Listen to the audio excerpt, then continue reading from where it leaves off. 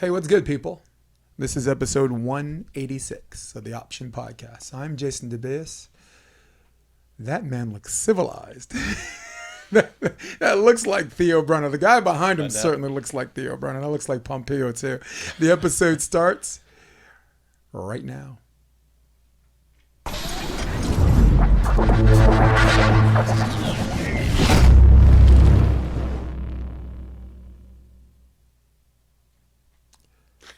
What's up, Theo? Just chilling. Hey, people. This is Theo Brunner. This is episode 186. I'm Jason DeBeas. Got to give the people what they want. Got to give the people what they want. Not in the singing mood today, but I am in a talking mood. Me and this man have a hard stop, so we're going to get down to business. Let's talk about something important. Let's talk about your kids. You got to pick them up, right? Yeah, that's why I have the hard stop. This is my rest. This is my downtime right now. So Okay. you know I like you because this is my break. Yes. This is when I would be napping right now. Yes, true. This is, yeah. Every day when I'm home with the kids, which I wasn't for a lot of the summer, they were in Greece. But it's like go to the gym, work out, straight to practice, go back trying to eat some, rest for 30, 40 minutes, and then it's back to dad duty. So chasing them around at the park, taking them somewhere, it never stops. So Thank God. Well, this thing's not live in, but thank God we're still recording. Yeah, same thing with me. I'm 53, but 53, and everyone's like, "What's the secret?" I'm like, "You got to take timely naps. You got to get your nap. You got to get your sleep I'm time. nothing without Otherwise, my you're nap, useless. yeah. Yeah, otherwise you're useless, right?" So, talk to me about Chicago, just the environment, because you, for the people who've been living under a rock, and I was living under a rock called Aspen. I didn't even know until Monday. And I sent you a text too, right? I was like, Theo Brunner won the AVP Chicago. Yeah. So how was the environment? I mean, Chicago, it's one of the best stops for sure. Mm-hmm. I'd put it up there with Manhattan, Hermosa in terms of like from Friday on, it's just the side courts are packed, stadium's packed. I mean, just a lot of people that are into volleyball in that area, which is awesome. I feel like every Midwestern tournament I've ever played has been packed. Yeah, they're big, especially Chicago, right? Especially Chicago. They did a Milwaukee some years back. That was packed. Like, I love it. People love volleyball out there. They're like really nice and like, I don't know, great fans. It's a different vibe than here. Like here, everyone's kind of smack talking and like, oh, I could be doing that. Yeah, right. Yeah, of course. Like, oh, like why aren't they doing this or that? But like in Chicago, it's everyone's like, oh, like this is so cool. It's like a different vibe. It really is. So it's kind of fun. It's kind of fun. I like the South Bay vibe. Don't get me wrong. If anyone's listening from the South Bay, so No, you could have love. It says unable to I start. like the hate and the love. So. It says unable to start live video. So sorry, okay. Sorry guys, no live for you.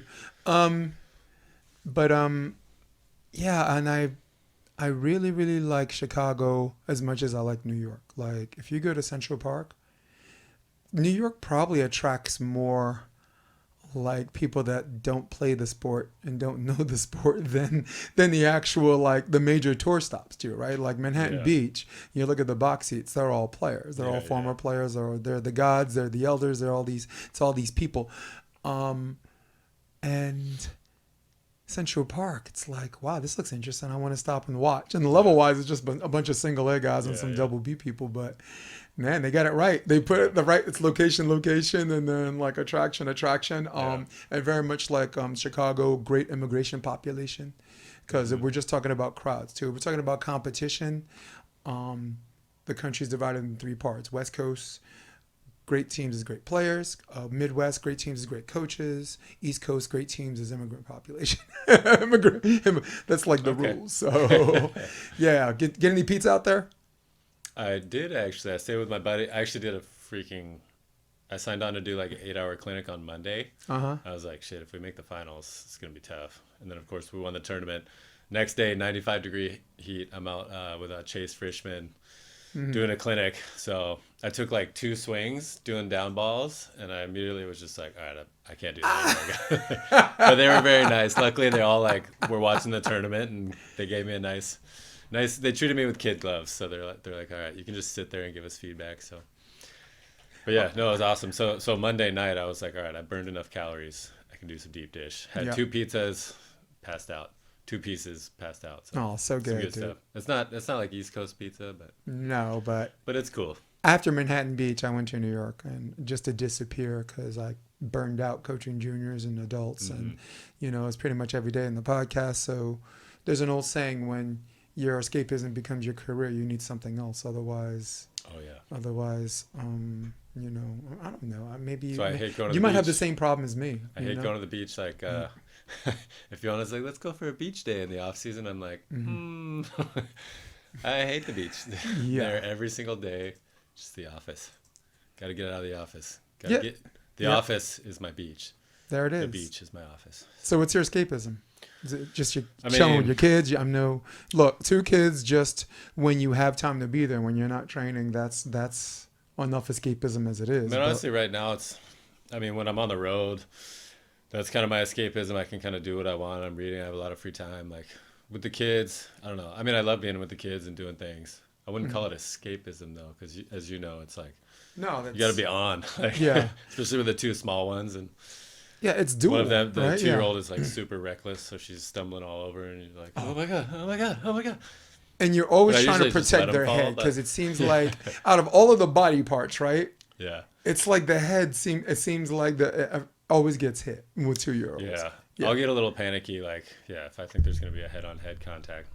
But otherwise, I try and let them fall down a few stairs, and I'm not catching them off everything like some parents, but which is fine. But. It really is, So for volleyball, let's talk Chicago on the volleyball perspective. You had pretty good momentum going in there, right? You're in the Manhattan Beach finals, right? That's hit or miss, right? That's you're in the Hermosa Beach finals, which is also. If you remember the winner's bracket, that was hit or miss. You remember the winner's bracket in Manhattan Beach, that's hit or miss. And at the end of the day, to me, as an East Coast guy, the better team won at that point. Such as Chicago, the better team won. So what kind of changes were there any small changes or big changes, or just doing what you do well better that led you to the victory from, let's just call it failure from Manhattan Beach? Right, because you want to win, because you're a winner, and if you don't win, it's a fail. That was from a fail. Failure to Manhattan Beach to success in Chicago, goal series to goal series.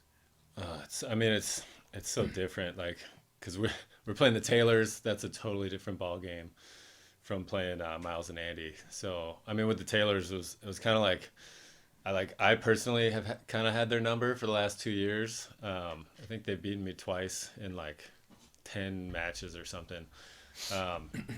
But then I think they've slowly been starting to play us, especially me and Trevor, a little bit smarter each time. And all of a sudden, they had a pretty good strategy against us. I will say Taylor Sander hitting a wet ball with his jump serve is a lot harder to deal with than a non-wet ball, because it was raining in that final. Yep. It dropped all of a sudden, normally we're okay, bricks. A couple of these, or a lot of these are going to go out.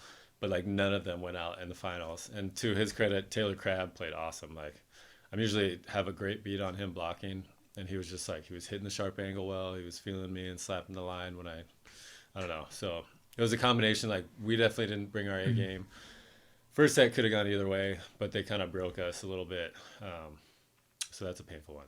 But Chicago, I don't know. Our thing, or at least my thing that I try to keep with Trevor is let's just play our game. Let's just keep whatever. We're gonna win some and lose some, as long as we keep identifying little things that are bad and little things that are good moving forward. So we had lost 2 times to Andy and Miles, and we kind of had our idea of what we wanted to do in Chicago, and it worked out.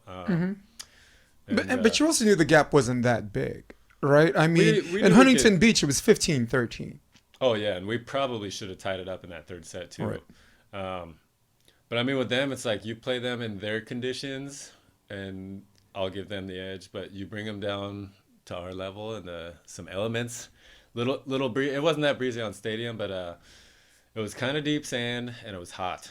So all of a sudden, it's hard to implement their game in a really effective way. Yep. And we trained with them a bunch in Hermosa, and I don't know. It's definitely. I don't know. And when we played them in Atlanta too, it was jumpy sand. Yeah. They were doing they just could do no wrong with the jump set. So, right. And we kind of learned some things in that match too. But yeah, it's just, with everybody, you play all these teams multiple times. If you can get a little bit better each time, you're going to give yourself better chances to win. So here's the cool thing about Chicago. ultimate neutral ground.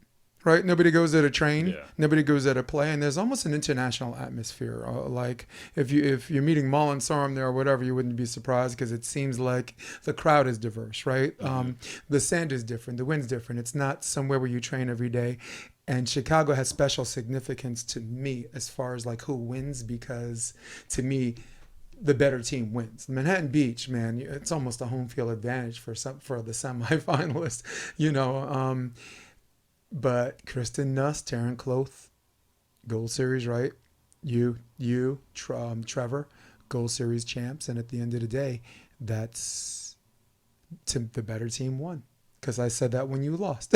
When you lost, I'm a cold fish. You are what your record says you are. That's just me. I'm a Bill Parcells guy. You know, you're East Coast guy, and you know who Bill Parcells is. Yep. And Belichick, Yep. right? Drew Bledsoe's making all this money. I don't care. Did you see what Brady just did? Yeah. You know, so so you are what your record says you are. You're a champion. Gold Series champion. Last time I checked, the most recent one, and at this point, reigning defending one until the next Chicago, right? So, I don't know what the hell happened with what was supposed to happen with the championship thing, but I guess my question to you, without you having to answer and step on anyone's toes too much, is was it something that the players knew ahead of time that they were still looking for something, or was it something when the news dropped, everyone was like, oh, this is disappointing, and some people were surprised or maybe even act surprised, but walk me through that. Well, I had kind of assumed, since they never made any mention of like, because last year they were just like, oh, it's Gold Series, your best whatever 2 finishes out of the Gold Series get you in. They were promoting it all year. This year they didn't mention it once, right. So I kind of assumed it was not going to happen. Right. But I think all the top players, like we had all talked amongst ourselves, and we all figured it wasn't going to happen. Right. And we had heard like rumors, who knows, and like so many of these rumors end up not being true, but that like they kind of jacked up the rent at the Phoenix Arena, so they weren't going to do it there, and then they were trying to go somewhere else. That sucks. But now there's rumors like whatever. So maybe there's going to be some changes with AVP, so then they're trying to save money, and I don't know. Who knows? It had the feel that it wasn't going to happen, so I assumed it wasn't. Yeah, and that was your feel with you and Trevor? Yeah, I'd say that was most players' feel most of the year. So actually, there was a few players that were surprised, and we're all like, "How were you surprised?" Like, they literally didn't mention it all year. It's like someone, like a couple that you watch for years doesn't get along, and they argue everywhere you go, and it's like Mandy and I are getting a divorce, and someone goes, "Why?" It's like, what? Why? Get out of here with that. Ain't no why. So no, I totally get that. So good. That's an easy question. We could just put on the burner. Yeah, and to me is a disappointment, and I can go on a rant and rave about me not believing them being candid about despite their best efforts. No, you have a whole year to do it. You find a way to make it happen. Either you do, again, your Archer record says you are. Either you do this or you do not do this. And if you don't do this, then you failed. And if you did do this, then you did what you're supposed to do. On your worst day, and you succeeded on your best day. So this is a big fail by the AVP. And I'm not going to spend this whole episode crapping on them because I don't know the full details. But I can say this. From stepping away from coaching, stepping away from commentating, being a consumer, it's a huge disappointment, and it's a failure. And somebody... It can't be like politics where someone does this to you and no one gets fired for it. You know what I'm saying? Like think about like the intelligence failure for like the Iraq War and 9/11, right? No one lost. Dick Cheney didn't lose. No one lost their job for that.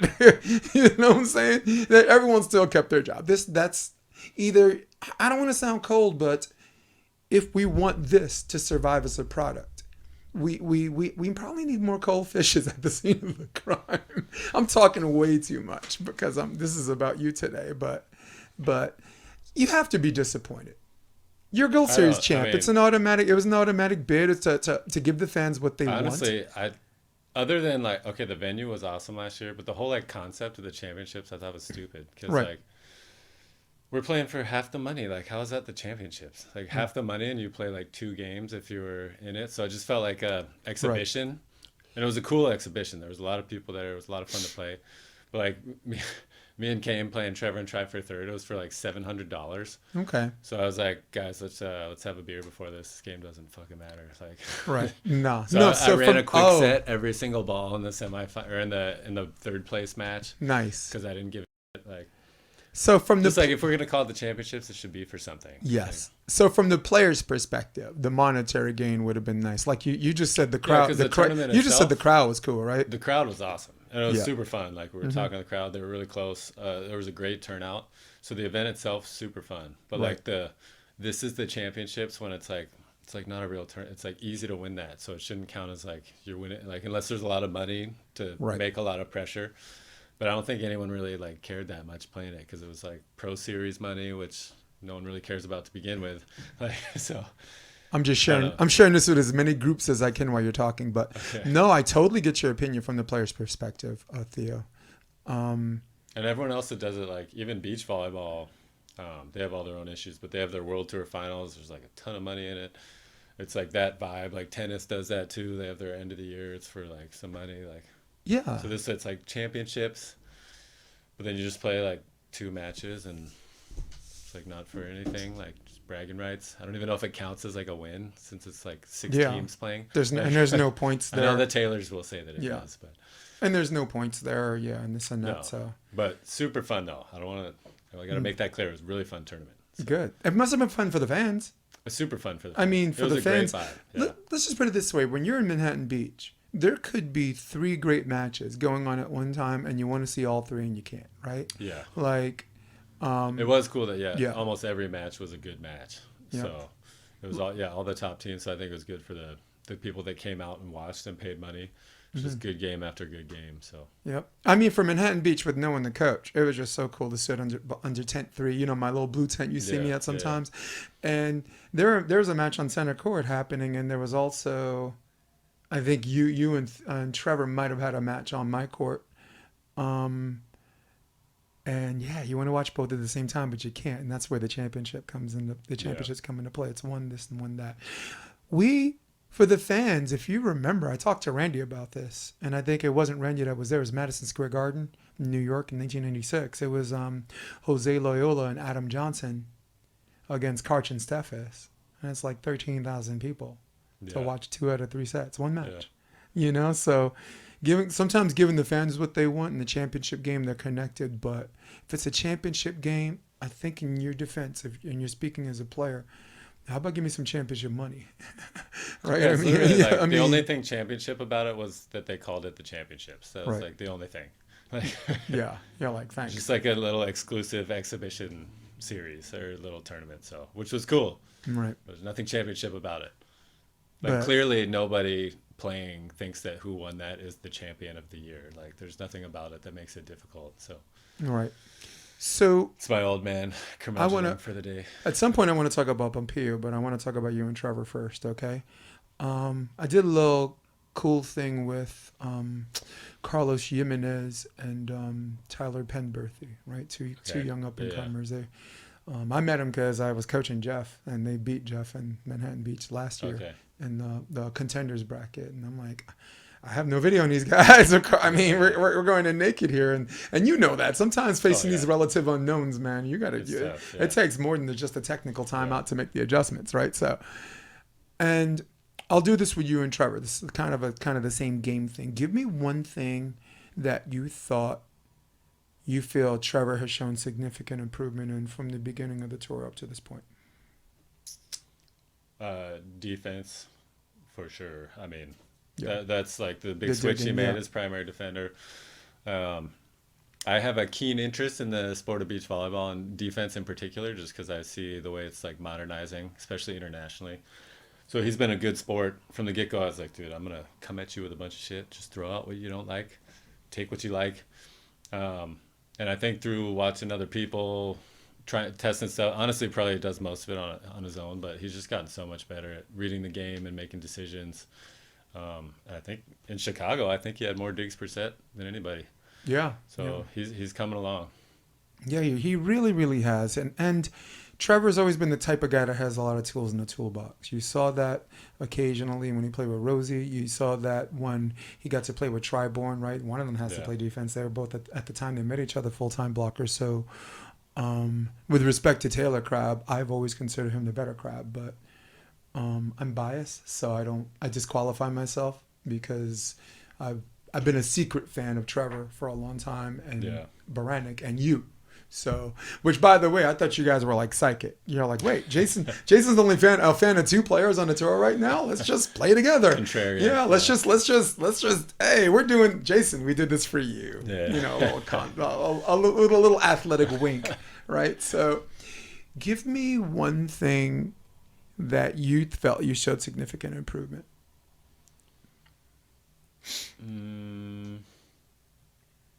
Shoot, I mean, it's hard to say one thing because the last 2 years I feel like I've improved in a lot of things. What was your impulse? What was the first thing you were thinking? Which probably isn't the thing that you were, it's almost like asking you what's your favorite movie. The first thing that pops in your head is not your favorite movie. What was your impulse? What was that first thing that you were going to say?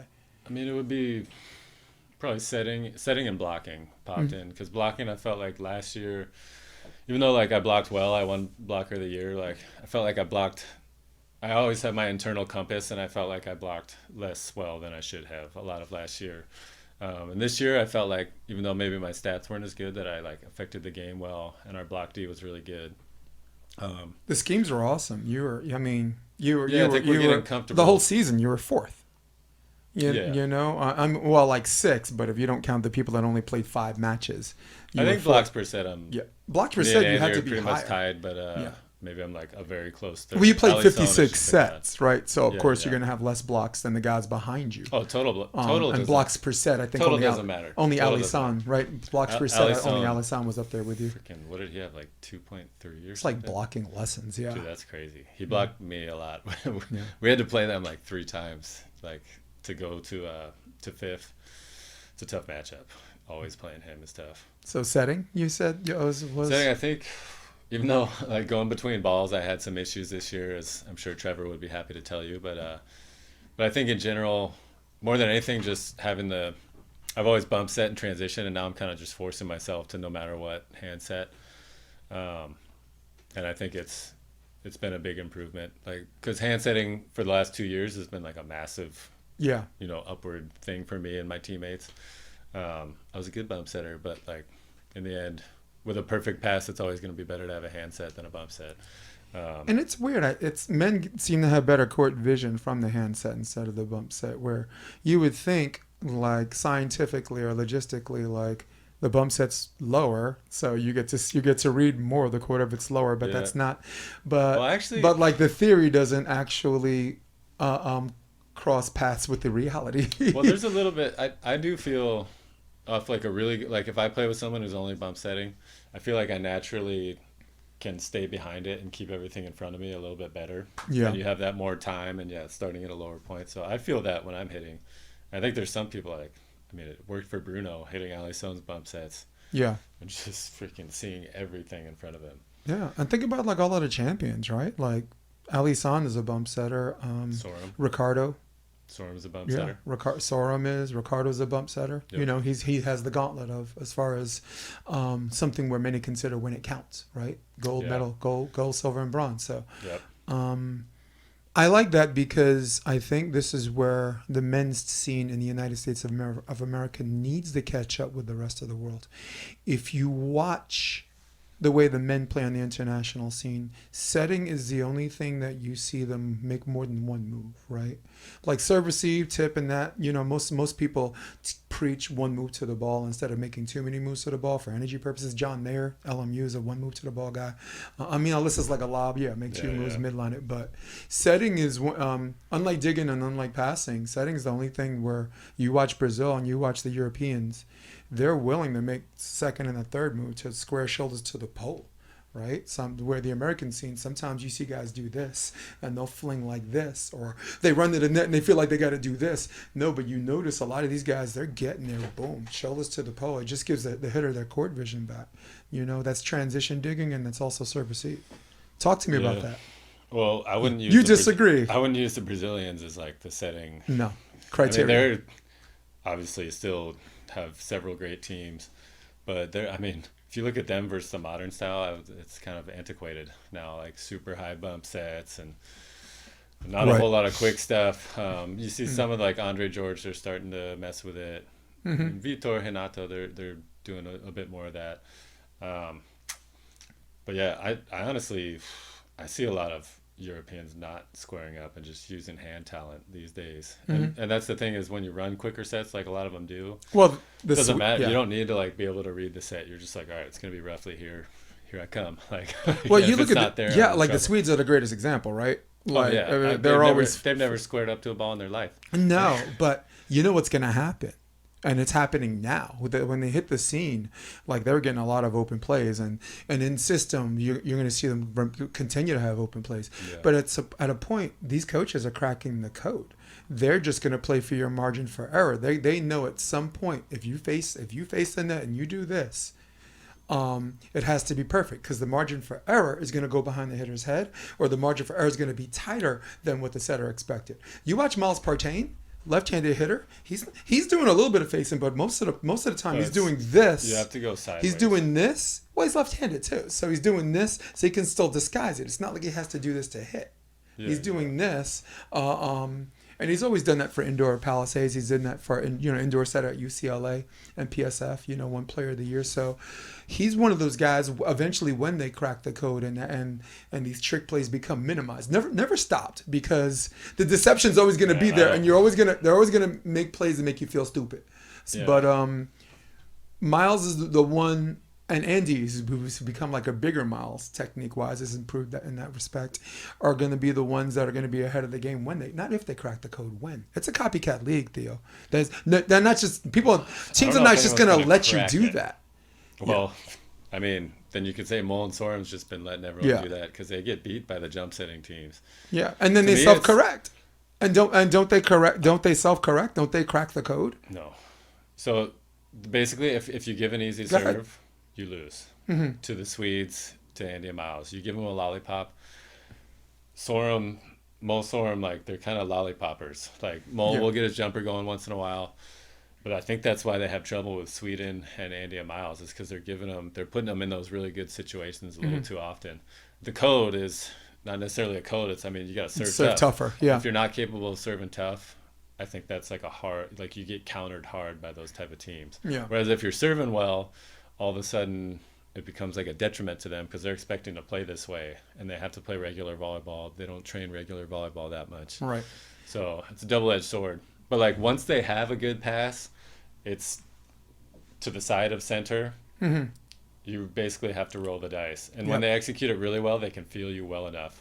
Right. And they execute it so well because when they fire it back and they know the blocker's there, they're just putting it 50-50 basically, and then they just bounce it. So, there's literally no way. Like some coaches will be like, "Oh, you need like good footwork." There is no footwork for like going the entire distance from like almost one antenna to the other, side shuffling, right, on a fast set. Like there's no footwork for that. So, but don't you think playing the same team multiple times and watching video of them and watching their body language and their tells on when they're going to hit and their tells on when or whatever, because sometimes they're just reading it in the air, and when you read it in the air, I'm telling you, your margin for error is not going to be accurate all the time. And again, I just mentioned before, they're just like Brazil indoor team. When the Americans won the gold, they're going to do some things that embarrass the American team. But don't you think that they're going to crack the code? In fact, they've lost to Partain and Benesh twice, if you remember, and in the very next tournament they beat them. So I mean, they crack these. I'm telling you, these coaches in Europe, where I don't know if there's a whole bunch of positive, what do you call that, growth mindset or positive reinforcement over there in Eastern Europe. No, but they work hard. Yeah, they collect data and they work hard. Yeah, I think. So Miles and Andy, I always had Miles and Andy as like a really freaking good team. Yeah, and they were I didn't know. I mean, okay. There was like some possible worlds. They easily could have like had a rough stretch, but they had like a great stretch, got their confidence going. Yep. And like I knew they were capable of that ball, but like there's always that little bit. They play a weird style, so like everyone like we all are sort of figuring it out on the fly, like how to play. Okay, now there's two teams like this. We're all going to get a little bit better at playing against this jump set style. And also this, they run the Molsorum defense, which pretty much only Molsorum ran until Miles and Andy, which is I'm going to block angle and dig line and figure it out. Copycat. Yep. So if you're going to hit angle, good luck. Like, yeah. So I think that's throwing a lot of teams off too. But the more that we all see it, and the more teams are going to start to run that stuff, we're all going to get better at it for sure. The smart players will learn quickly, and then everyone else will come. They'll get dragged. So I like that. I want to talk about Mull and Sorm in a minute, but what evidence do I have to support my argument? My evidence is you. My evidence is you and Trevor Crabb. You guys are not exactly the most competitive serving team on the tour, okay? And you beat Miles and Andy in the Chicago finals in the Gold Series. I'm going to say this again. I'll put my head in the camera. When it counts, when it counts, you know, I mean, I know all of it counts, right? Because you have to make a whole bunch of mistakes to get to 19 up or 20 up. I get that. When it counts, you beat them because you crack the code, because you watch a lot of video and we're gonna get to our favorite coach in a minute, Pompilio Mercadante, who lives in the video room like a hermit, more than even you know, right? With a whole bunch of Brazilian guys, with Arturo and Leandro. That's all these guys like to do. Me. Huh? Nobody watches more than me. Oh, well, cool. At least of like other teams. No. I don't watch myself crazy amounts. No, it kind of fucks with me, but yeah. But I watch the others and see what's happening, what teams are doing for sure. No, watching yourself too much might cause paralysis through analysis. Yeah, you're getting so much information. Have to be very careful with that. Right, you're getting so much information you can't do esh. Yeah. So, no, very, very good. But yeah, I like that. I like that open challenge. I challenge anyone to name someone who watches more video than Theo Brunner. Wait a minute, you can't. That's how I got to keep up, dude. That's why I'm playing my best ball at age 38. Because I need my technical who watches more video than you? my physical. You know who watches more video than you? Look around this room. Look at this room. What do you think I do in this room? I play video games. Look around this room. There's one person that watches more video, three at a time, than Theo Brunner. That is Jason C. DeBillius. What do you watch? International, old school, new stuff? One screen for each. Yeah. Okay. A lot of times. Command center. Yeah, it is. Thank you. You called it that. My wife won't call it that. My wife is like, no, I'm not calling it that. I'm a uppity dude. I sit up straight when I'm like I'm in the command center. Honey, I'm going to the command center if you need me. And she's just like, no, you keep saying that, and I'm not going to call it that. Like, oh God, whatever. Yeah. No, but I'm messing with you. Yeah. Totally got you on the video thing, and I know you live in a video room like a hermit. And I think it's what gives you an edge. When everyone's built like you, everyone looks like you at that high level, everyone hits like you, and everyone blocks like you. What do you have that they don't? It's the same thing Miles Partain has that they don't. Analytical, Miles. Living in a video room like a hermit. Yeah. Dude, he started like a lot of my success lately. Just been like really confident, like, okay, I'm gonna be watching video, like I have my thoughts, and I'm just gonna implement them. I kind of like makes me a lot less coachable, but like I don't care what anyone says, like I believe this stuff, here's why. Let's fucking do it. If you agree with me, cool. Otherwise, give me some reasoning. But like Miles started doing that at like age 16. Right. I started at age 35. I'm so jealous. Yeah, and Mike Playcheck is a big help too. I mean, Mike had a great vision when he knew Miles was serious. He almost coached me and Trevor. Well, he had some miscommunication with Partain came and Leandro. So we lost him. But yeah, they're great. I want to interview him, or I want him on the podcast, because I think his moment of vision happened when Miles played him and Matt Motter. Miles' first main draw was 15 years old, right, with his brother Marcus. This is 2017. But if people look deeper, they beat Playcheck and Motter in the third round qualifier to get into the draw. Mike has had his eye on him then. And of course, Jeff Alzina is always going to make you answer your own questions. He's always going to ask you a question and make you answer your own questions. So Jeff Alzina was under the umbrella when... I knew I played one game. I'm a big standing volleyball player. Okay. Like for conditioning, touch, like random play, defense. It's the best. But I played one time with Miles before I really knew him when he was like 16. Yep. And I was like, guaranteed. I told my wife, this kid's going to be the best player in America within 5 years. And sure enough, Here's what I like, but honestly, there's a lot of things with you and him where the comparison stops. But here's the biggest comparison I have. I'm gonna name a person, right? Where I'm gonna be like, do people jump higher than that guy? Are there players that jump higher than him? Yes. Are there people that hit harder than that person? Yes. Are there people who are more athletic than that person? Yes. But there he is, and there they are. He's working. I could say that about Miles. Yeah. But I can also say that about you. Don't give yourself credit. Let me give you credit for you. Okay. I'll take some. Everything I just said. Are there people? And it sounds like I'm giving you a left-handed compliment. I'm not doing that. No. There are people that hit harder than you.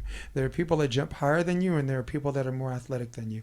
But when it counts, there you are, and there they are. So I love that we both acknowledge. Isn't it great? Yeah. Go ahead. Take the wheel, baby. Beach volleyball like emphasizes that. Mm-hmm. So like obviously it's important to be tall and athletic and all that stuff, but like that's why I even though I freaking hated playing against him, that's why I was a big fan of Jake Gibb. It's like it's like not that athletic in a lot of ways, like terrible arm swing, but he gets it done. He found his way to play. He's really good like in the moment and strategizing, and like he gets it done. And that's why Trevor's so awesome, because you watch him play, you're like, like dead average. Yeah. Freaking gets it done. Great comparison. Yeah. But the difference is with you, we haven't witnessed the whole act yet. You know you're going to the Olympics, right? Dude, don't jinx me. Don't jinx me. I mean, we're in a very tight battle with Came and Try. So we have like a slight edge in the average, but we're pretty much neck and neck. And there's, with world champs coming up, I mean, someone gets a great draw and gets a sweet finish, or someone gets some upsets, gets a sweet finish. That can be a big differentiator. So and we're only halfway done. Theo, I have a pair of headphones that hears two different things from each ear. This hears the fans, what the fans are saying, and what the pundits are saying, right? And this is what the so-called experts and people who play the gladiators in the arena, I'll throw up in my mouth and say that, are saying. What the fans were saying was that your and Trevor's partnership was a partnership of convenience because Tri-Born and Came Shock wanted to play with each other. That's what the fans are saying, okay? What the coaches are saying, even if they're right, so what? We'll see who the better team was. And I'm going to say this, but I'm also going to admit I'm biased. This comes from a place of biasness because I happen to be a fan of you and be a fan of Trevor. I was like, my wife is like, Theo and Trevor are a team now. And I'm like, so what's the bad news? What do you mean? Why you got to say it like that? And I knew that was the better team. But again, disqualify me, anyone listening. I'm not objective here, okay? I freaking love this dude. He's awesome. And you're an awesome human being. Sorry, look at me sitting here in a podcast all starstruck like an idiot.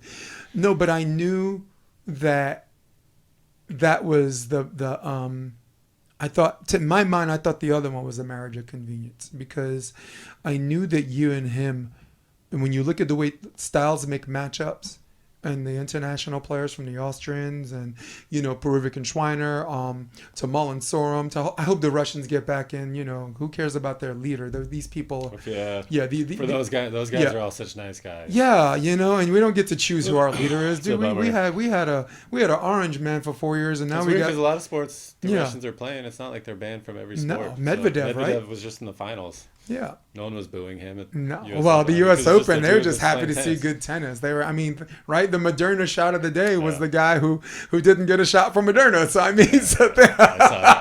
so it's all tennis, right? Right? Hey, one size don't fit all, right? No. I will, so now that I'm done with what I'm saying, because I got to let you talk at some point because we have this finite amount of time. You're going to the Olympics. And I just want you to know that. And I want you to envision that. And this is off the court stuff for people that don't play a sport in their freaking life. This is not on the court stuff. This is something, you're in the video room, you have this vision and you see it and you know it and you're going to make it happen. You're going to the Olympics. So I'm saying it on this podcast. I'm going to let my notes hang on this. You and Trevor are going to the Olympics. Okay. No, I know You can say it. I know you deserve it, but I'm not that nice. Deserve has nothing to do with it. Either you will do or you do not. Mm-hmm. You two are going to do this. Okay? And you're taking Pompilio with you. Let's talk about Pompilio. Pompilio Mercadante is a coach from Brazil. I believe it's from Rio, not Curitiba. His accent's like Curitiba, but I would say Rio de Janeiro. Hats off for pronouncing it correctly. Rio. Yeah, I know.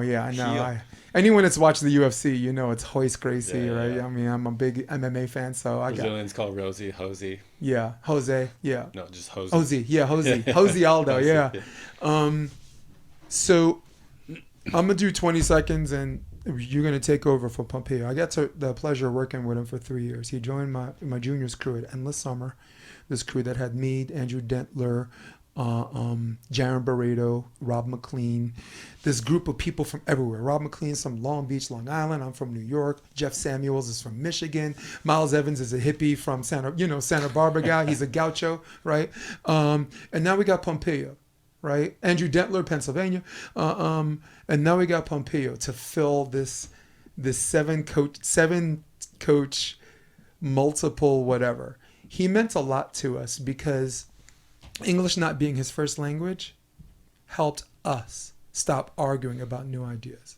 He would say good serves make good defense.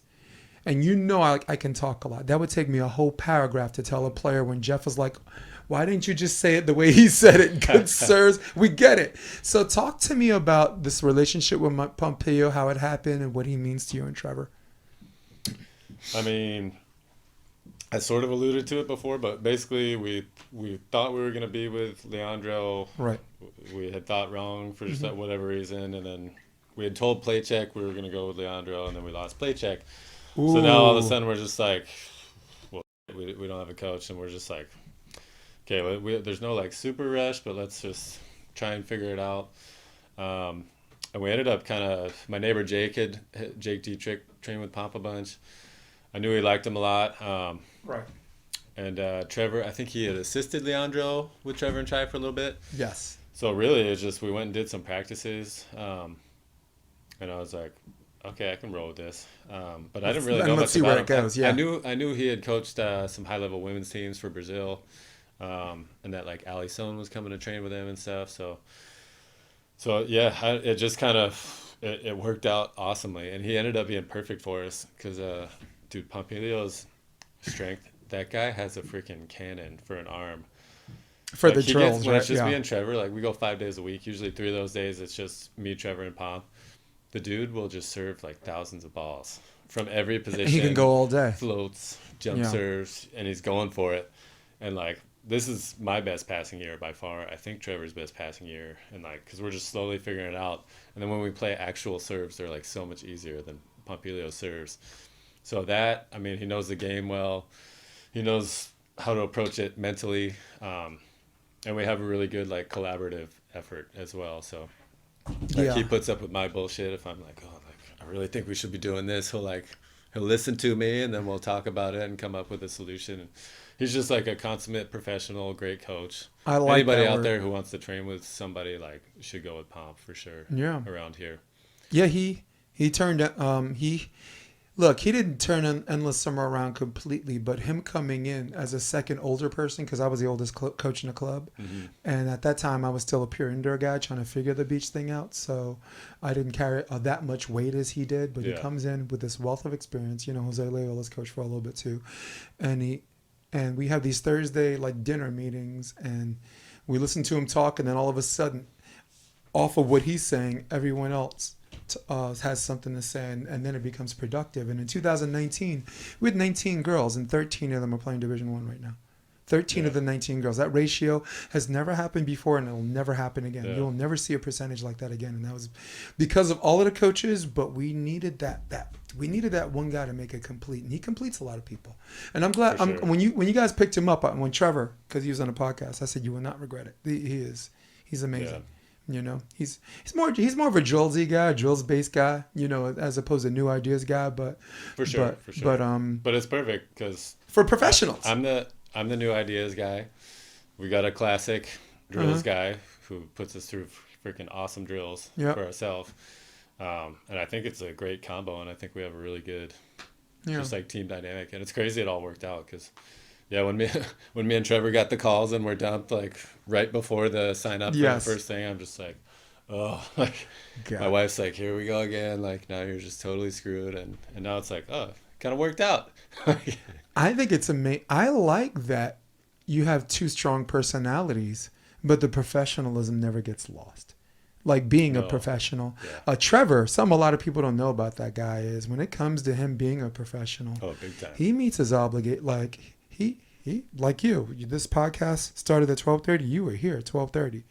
Well, 12:30. I mean, 12:31. I went to shower. You have to take a 2-minute shower. But Trevor, or anyone whose last name is Crab, when it comes to meeting their professional obligations and their professional responsibilities, I'm really impressed.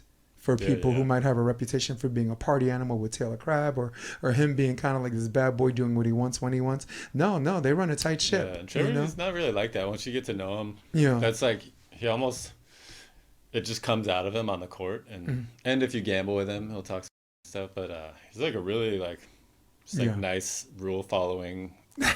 He always has time for fans. He's super nice to everybody. Yeah. Like I remember, I think standing in an immigration line the first time we traveled, I was like, "Oh, Trevor, like, come up here," and he like didn't want to cut like 10 people to come stand with me. I was like, "Oh, okay, you're impressive." Honorable. I was like, "Impressive." I respect that.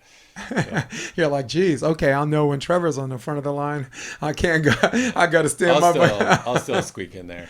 Yeah, I consider it since my wife's Greek. I play by the Greek rules. There it is. In the opening, I'm taking it. That must have been a career. That's where all indoor careers go to end, man. They train so hard out there in that professional league. As far back as I can remember, I'm a little before you guys, so you can talk a little bit about it. Not when I was there. Yeah.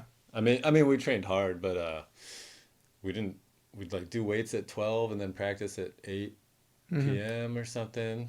I mean, I was on like a mid-tier team, so I think the very top teams train their ass off. But when I was there, it was so much fun. Yeah. I had like plenty of time for playing Call of Duty on my projector and hanging out with the Finnish guys that were on my team and everything. It was super fun. Yeah, for me right now, it's the Avengers game. I've been playing Marvel's Avengers on PS4.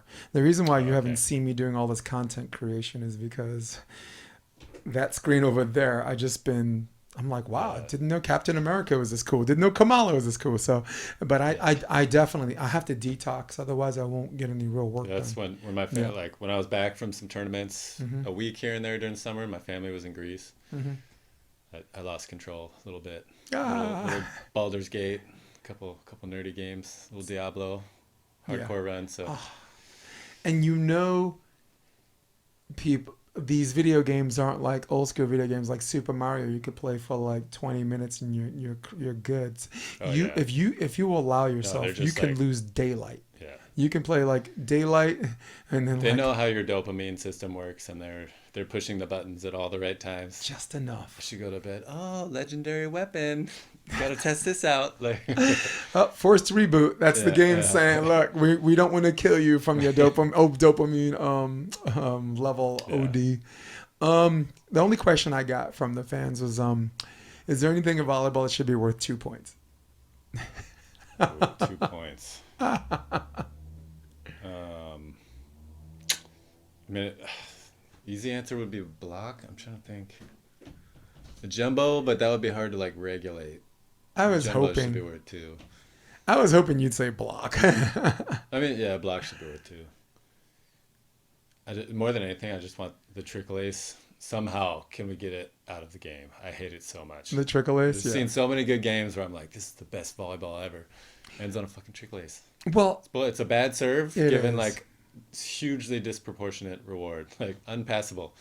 But there has to be an offsetting property when it comes to the court being a short court, and when it comes to it being rally. Yeah. Right. It's rally. You get a ball that hits the tape and you lose a point because it's illegal now, or are you just thinking like a replay? I don't even know. I mean, some like tennis, like fault, like replay. I don't know. It's probably too hard, but I wish there was like a little hash mark. So like, if it just was in front of whatever 6 feet off the net, it doesn't count. It's out. Like I'd like because if it dribbles and you have 0% chance, Right. Stupid. It's just a I stupid mean, part of like. geez, you get like 2 6'8" guys on a court in a short court, man. Just make a second move and get the trickle. Well, they're tricky when because you read the serve, or a float, but like they're driving you deep middle. Mm-hmm. So like you take a shuffle like a good passer that you are, and then it just drops. You can't really you can't make a second move and get there. You can get a super short trickler if it was a short serve to begin with. It hits the net, dribbles over, you're gonna be there. Nobody, like if you go one, or if it bounces off the net and completely changes trajectory, there's no fix for that. Yeah, there really You're is. fucked. Oh my God, you really are. Now, just looking at some of your stats, you played 56 sets, right? And even with 56 sets, you're hitting percentage, you're fourth. You're only behind Miles, Partain, Bud, and Phil. Yeah, and Chicago was my worst hitting tournament by far. Good. You need to. And I was saying it the whole time. I was like, God, I was in Greece. Yeah. Sister-in-law's wedding, just not playing volleyball for a week and a half before. Keep up the good work. And so all of a sudden people started serving me. I was like, dude, Trevor, I don't feel that good. Like, I can't see anything. I was like, I'm blind as a bat. Keep up the good work. Yeah. Ask him what we won, Johnny. Yeah. A champion. Yeah. So fourth in hitting, you're fourth in blocks. You have 110, and the other three players ahead of you. Blocks percent. Total blocks don't matter. No, but let's talk about total blocks for a minute. Even if we're talking total blocks, you have 110, and the person who has 117 played 15 more sets than you, which is why you were reverting back to blocks per set. Yeah. But looking at the raw number, you're only 7 blocks behind someone that played 15 more sets. It was Bud, Chase Bud. Okay. It was Bud, who was the leader, who played a lot of sets because he made a lot of finals and he played more tournaments. You and Partain and Benesh this year, it was more of a bigger fish more of a bigger fish to fry year, right? All right, so right now we're actually at the time when we got to get you out of here and pick up your kids. But Already? Before we go, do you have an extra minute? Because I have new lightning round questions just for us, or for you, not us. All right, all set? Mm-hmm. Sorry, let's do this. Oh, there it is. There's our clock. Let's do it. All right. So, repeat question. Last good book you read? Oof. Oh, man, I haven't read a book in so long. All right, we'll skip that. Just Last good movie you saw or play? Let's play. Oh, my sister's play. I can't remember the name of it, though. Oh, what's it called? Wait, 1 second. I forgot the name. Let's get at the end. We'll get it at the end. Okay. Paw Patrol or Blaze? Blaze. Bourbon, vodka, or tequila? None. Chipuro. Trick question. It's nice. the Greek clear liquor. Steak or seafood? Steak. Favorite action film star growing up? Ooh, Arnold. Yeah, me too. Yeah, most people. Favorite sport outside of volleyball? Basketball. Nice. Favorite conspiracy rabbit hole? Oh, UFOs. UFO. Come on. They can't get them off the news right now, can they? I don't believe those little green men. Yeah. Probably that guy was a little shady. Right. But the fact that they see stuff. So interesting. Jesus Christ. Mine is Oswald didn't act alone. I don't know about the CIA. I don't know if it was LBJ or the CIA or the MTVIA, right? That shot Kennedy, but I don't think Oswald acted alone. What were you gonna say? Sorry. I feel like I just saw something in the news, like a Secret Service person came forward, but I have no idea what they said. Yeah. Well, now that the archives are being more released and less redacted, more of the time we get to know more about who did it. But for me, I'm ex-military, and if you look at the hardware behind you, I got an expert, in the M16 and the Beretta, and it's difficult for someone like me to make that shot. And I'm a good shot, and that was an automatic rifle. That's not a bolt-action rifle, and that's a moving target, right? So could he have done it? Yeah, but I call nonsense. Yeah. All right, so Theo, any Insta handle, website, anyone want to know about Lord Brunner? We call you Lord. At Lord Brunner on Instagram. I don't use Twitter, X, or whatever. I haven't been on Facebook in a really long time. It's not even a real place, is it? Yeah, once in a while I throw up some sarcastic posts, but that ship has sailed. I gave up trying to be popular on social media. So don't reach out to this guy. He's not. I'll check my private. Instagram. I enjoy my Instagram, creeping on people, but Nice. Don't expect any good content if you follow me. So. Listen, he's all about that action, boss. To quote one of my favorite, he's here so he doesn't get fined. I'm here so I don't get fined. You could have answered every question for a straight hour like that. You know. All right, so for everybody at home, Theo might love you, and you know what?